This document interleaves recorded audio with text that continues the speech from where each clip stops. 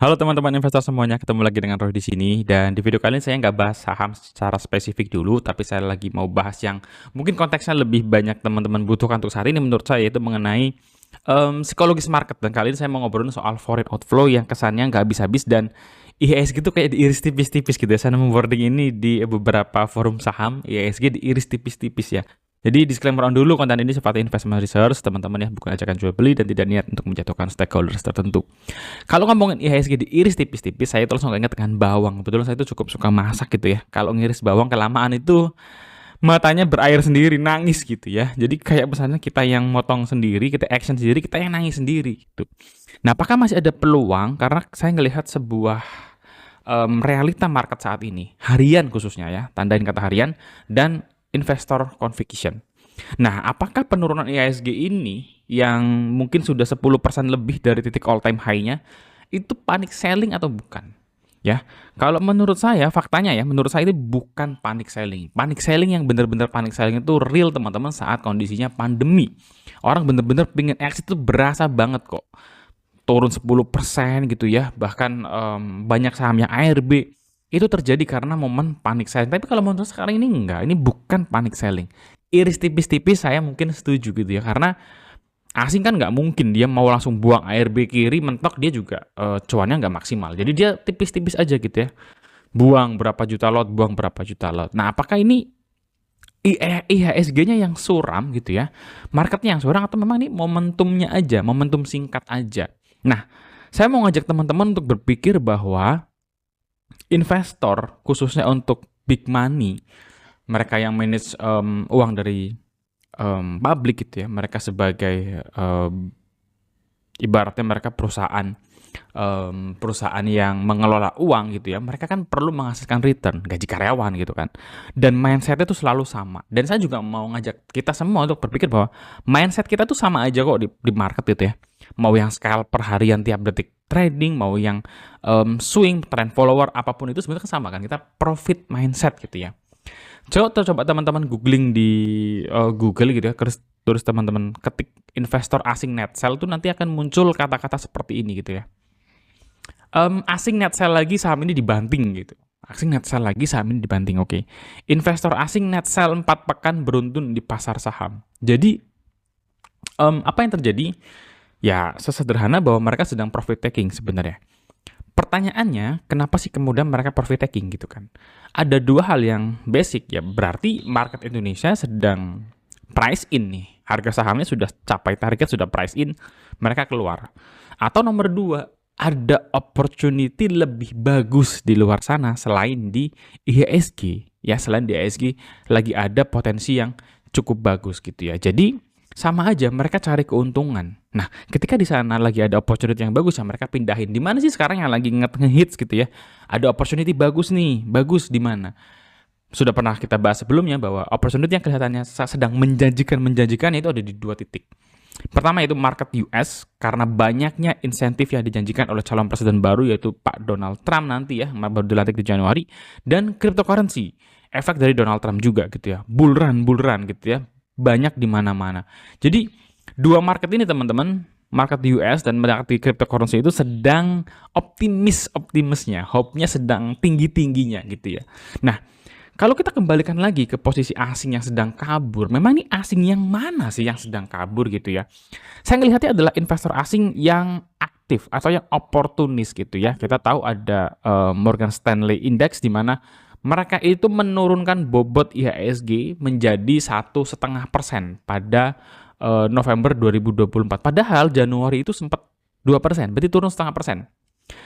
Nah, uniknya pada bulan Oktober itu sempat mencapai 4%, teman-teman ya. Sempat mencapai 4%.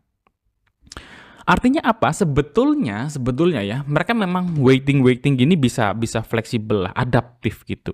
Tapi ada momen-momen tertentu ketika harga market sedang murah-murahnya yang mereka serok dengan harga dengan size yang cukup besar.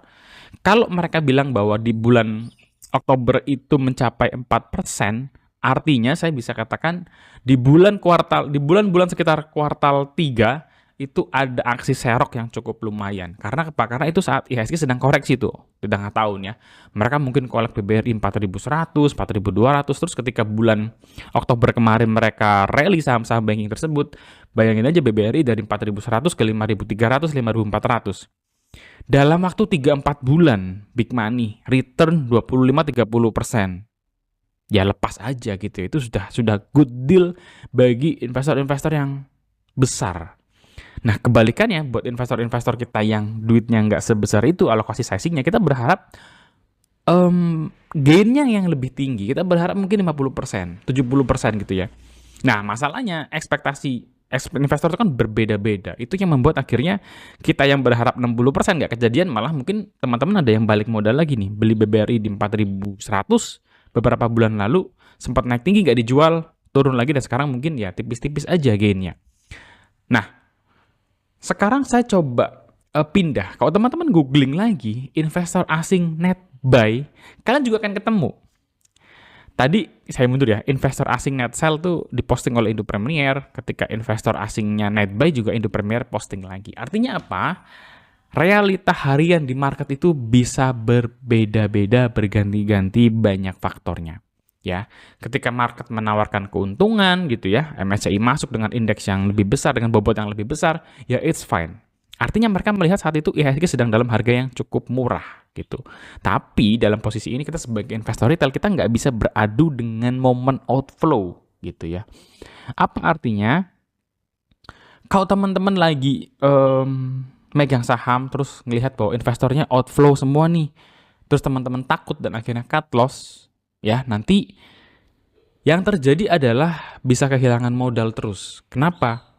Karena nggak mudah untuk bisa kita ngikutin, nyebutnya apa ya, bandarmologi kali ya, atau apa, follow the big money rules gitu. Itu nggak semudah itu. Kenapa? Mereka mungkin beli di bawah, cicilnya jualan dari atas banget.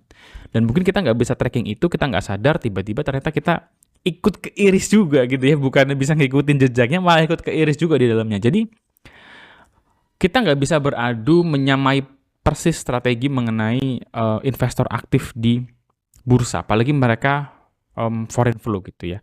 Nah, di momen IHSG yang sedang koreksi ini, saya melakukan satu strategi untuk lebih defensif.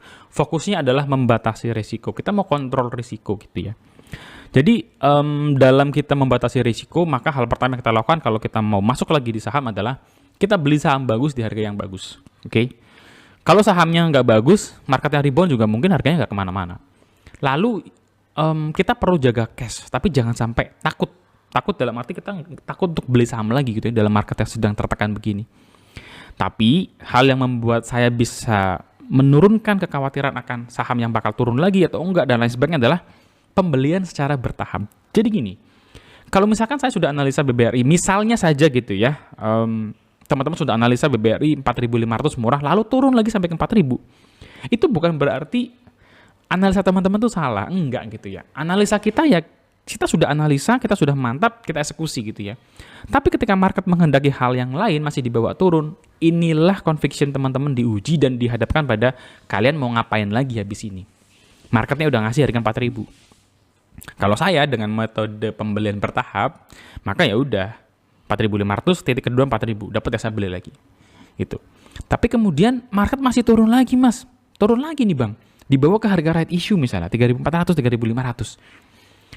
Dengan pembelian bertahap, kalian masih punya satu nafas terakhir gitu ya. Jadi ketika kalian menentukan harga entry saham, kalian lihat harga paling berapa sih saham ini tuh bener-bener best deal-nya saham dan kalian mau all out untuk habiskan portofolio, habiskan amunisi di satu saham. Oke. Jadi misalkan kalian punya satu portofolio isinya 5 saham, sudah ada alokasinya, udah inilah pembelian terakhir. Misalnya BBRI saya beli di right issue terakhir aja deh, 3.400. Ya sudah, meskipun kalian sudah beli dan masih akan turun, ekspektasinya adalah pembelian bertahap ini turun terakhirnya itu tidak jauh-jauh banget ya. 4.500 ke 3.400 kan turunnya cukup lumayan ya. Tapi kalau 3.400 turun ke 3.200, menurut saya sih masih oke. Kita nggak perlu kejar-kejaran lagi gitu ya. Jadi itu yang saya coba lakukan untuk bisa membatasi risiko, sementara menurut saya peluangnya sudah mulai ditawarkan oleh market saat ini. Tapi ingat, marketnya lagi volatile, hariannya lagi volatile. Jadi defensif strateginya ya tadi pembelian secara bertahap. Apa yang saya cari dalam kondisi market yang sedang volatile, yang sedang pesimis saat ini gitu ya. Sebenarnya mulai muncul saham-saham yang masuk kriteria. Sebenarnya mulai muncul. Nanti saya share di lain video lah ya. Untuk saham-saham yang menurut saya cukup oke. Pertama, secara price earningnya, ya min PE kalian boleh lihat langsung aja kok di Stockbit ada kalau teman-teman pakai user Stockbit. Cari yang min PE 5 tahunnya under value. Revenue-nya naik, net income-nya masih naik, tapi harganya makin turun. Jadi fundamentalnya naik, harga sahamnya turun. Lalu mikir satu langkah ke depan. Satu langkah ke depan itu nggak banyak teman-teman. Kalian cuma mikir, kalian cuma perlu cari tahu sedikit research-nya, effort. Kenapa saham ini harganya turun atau nggak kemana-mana?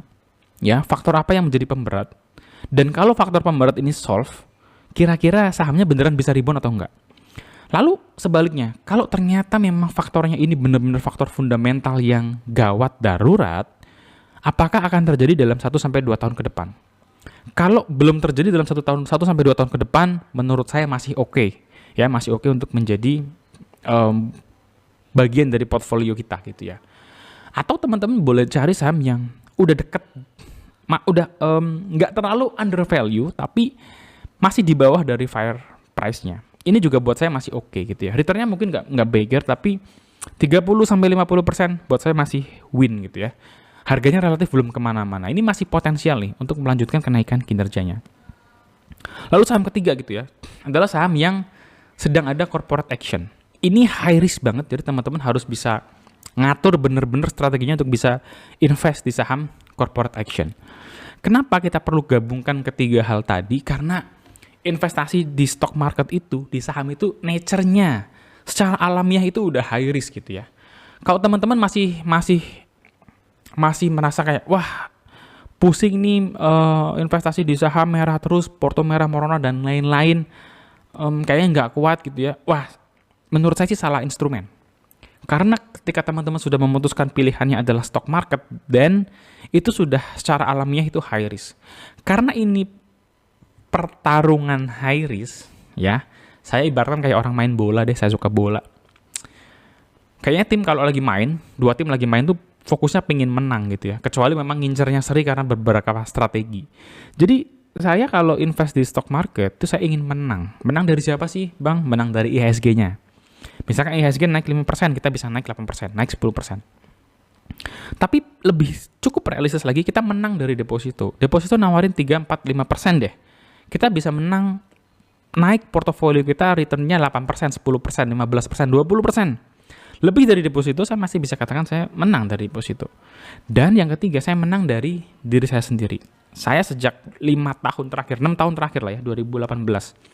Saya hitung realized profit yang saya ambil tiap tahunnya gitu ya. Dan saya bersyukur di tahun 2024 ini realized profit saya all time high lagi gitu ya. Tiap tahun pecah rekor terus. Ya. Realized profit tiap tahun itu banyaknya adalah apa yang kita invest dari setahun lalu, 2 tahun yang lalu. Jadi waktunya panen. Dan di tahun ini panennya lebih tinggi lagi dari 2023. Dengan saya bisa ngukur performance investasi saya sendiri, ya kita bisa mengabaikan cerita orang, ya orang lain. Makanya saya teman-teman sangat berhati-hati untuk bisa ngeposting angka beggar. Biasanya saya ada tujuan khususnya ketika saya ngeposting itu. Lebih ke ada case yang menarik yang saya ingin posting dari case ini. Ya, saya pernah posting waktu saya multi bagger di IMAS gitu ya. Kenapa saya memilih IMAS? Latar belakangnya apa? Ya, saya akhirnya posting gitu ya supaya bisa kasih gambaran yang lebih lanjut gitu ya. Saya nggak posting pun sebenarnya nggak apa-apa. Jadi abaikan cerita orang lain tentang beggar multi bagger. Fokus pada 3 hal di atas saja. Kalau teman-teman bisa lakukan 3 hal di atas ini, teman-teman percaya sama saya ya. Jangan percaya sama saya, buktikan sendiri. Saya revisi kata-katanya. Kalau teman-teman bisa lakukan 3 hal di atas, buktikan sendiri portofolio kalian itu nanti growing sendiri kok, tumbuh dengan tenang, dan kalian senang aja ngelihat step by step-nya gitu ya. Menyenangkan, tumbuh tenang, nggak was-was ya. Itu buat saya sih apa ya, mental terjaga, tujuan investasinya dapat, jadi wah enak lah kalau menurut saya, enak banget. Catatan akhir untuk menutup video kali ini, sektor untuk yang boleh teman-teman perhatikan. Kalau saya pribadi, saya akan bagi jadi 5 hal ini ya. Ada yang bukan sektor lah, tapi area. Pertama sektornya adalah big caps banking. Saya sedang prefer untuk segmennya itu yang korporasi. Kenapa? Karena kalau yang UMKM dan mikro lagi banyak aja obstacle-nya gitu ya. Tapi menarik. Tinggal kita perlu perhatikan bagaimana situasi terkait dengan UMKM dan mikronya. Yang kedua, consumer goods. Consumer goods saya bagi lagi menjadi yang fokus di high demand trend. Jadi teman-teman lihat, sekarang ini trennya consumer goods itu lagi apa sih? Lalu petakan lagi ke emitennya. Emiten yang bermain di sana itu punya potensi lagi tahan banting. Kenapa? Kalau udah ngomongin tren itu teman-teman, gaji UMR juga dicicil untuk bisa beli itu. Apalagi kalau gajinya yang lebih tinggi lagi, dia tinggal beli aja. Karena apa? FOMO kan, biasanya orang-orang FOMO gitu ya. Lagi musim lari, wah sepatunya Nike, ya kan, Adidas Samba, suka basket, Jordan, dan lain sebagainya. Tren. Itu pengaruh terhadap performance bisnis gitu aja. Teman-teman silakan petakan lagi. Komoditas, fokus pada harga komoditasnya sedang oke. Harga komoditasnya sedang oke, harga emitennya belum terlalu jauh kemana-mana. Potensi untuk capital gain-nya, MOS-nya 30-50%, syukur-syukur beggar, kalian bisa hitung itu, bagus. Utility, apa sih yang selalu orang ini butuhkan gitu ya. Dan dalam waktu 1-2 tahun, kayaknya masih sulit untuk digoyang gitu ya. Lihat kondisinya, kalau faktornya memang cukup serius, tapi 1-2 tahun ke depan kayaknya belum bisa deh nih digoyang. Jadiin sebagai high risk, tapi menurut saya itu worth untuk dilakukan. Terakhir, paling high risk yang dilakukan oleh saya adalah corporate action. Ini bahaya kalau teman-teman psikologinya belum terlalu jago, abaikan tulisan ini, jangan masuk di segmen yang corporate action.